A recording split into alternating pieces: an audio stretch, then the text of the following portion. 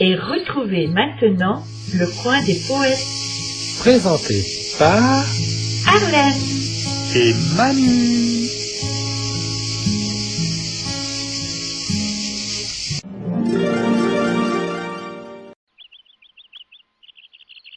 Titre: Le loup et le renard. D'où vient que personne en la vie n'est satisfait de son état. Tel voudrait bien être soldat, à qui le soldat porte envie.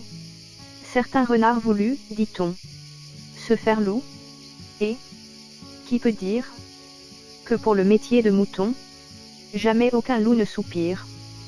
Ce qui m'étonne est qu'à 8 ans, un prince en fable ait mis la chose, pendant que sous mes cheveux blancs, je fabrique à force de temps des vers moins sensés que sa prose.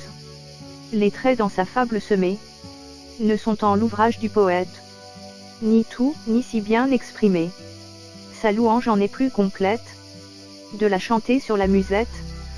C'est mon talent, mais je m'attends que mon héros, dans peu de temps, me fera prendre la trompette.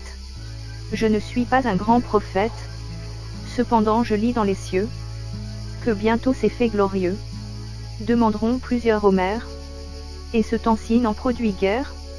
Laissant à part tous ces mystères, essayons de conter la fable avec succès.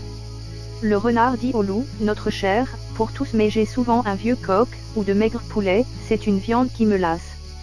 Tu fais meilleure chair avec moins de hasard. J'approche des maisons, tu te tiens à l'écart. Apprends-moi ton métier, camarade, de grâce, rends-moi le premier de ma race. Qui fournisse son croc de quelques moutons gras, tu ne me mettras point au nombre des ingrats. Je le veux, dit le loup, il m'est mort un mien frère, allons prendre sa peau, tu t'en revêtiras. Il vint, et le loup dit: voici comme il faut faire si tu veux écarter les matins du troupeau.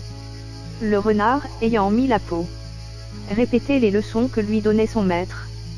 D'abord il s'y prit mal, puis un peu mieux, puis bien, puis enfin il n'y manqua rien. À peine il fut instruit autant qu'il pouvait l'être, qu'un troupeau s'approcha. Le nouveau loup y court et répand la terreur dans les lieux d'alentour. Tel, vêtu des armes d'Achille, Patrocle mit l'alarme au camp et dans la ville, mères, brus et vieillards au temple couraient tout. L'OST au peuple bêlant crut voir 50 loups. Chiens, bergers, et troupeaux, tout fuit vers le village, et laisse seulement une brebis pour gage. Le larron s'en saisit. À quelques pas de là il entendit chanter un coq du voisinage. Le disciple aussitôt droit au coq s'en alla, jetant bas sa robe de classe. Oubliant les brebis, les leçons, le régent, et courant d'un pas diligent. Que sert-il qu'on se contrefasse? Prétendre ainsi changer est une illusion, l'on reprend sa première trace. À la première occasion de votre esprit, que nul autre n'égale. Prince, ma muse tient tout entier ce projet, vous m'avez donné le sujet, le dialogue, et la morale. Auteur: Jean de La Fontaine.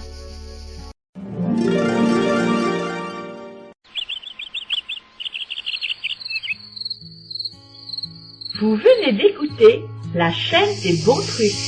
Présenté par Arlène et Manu.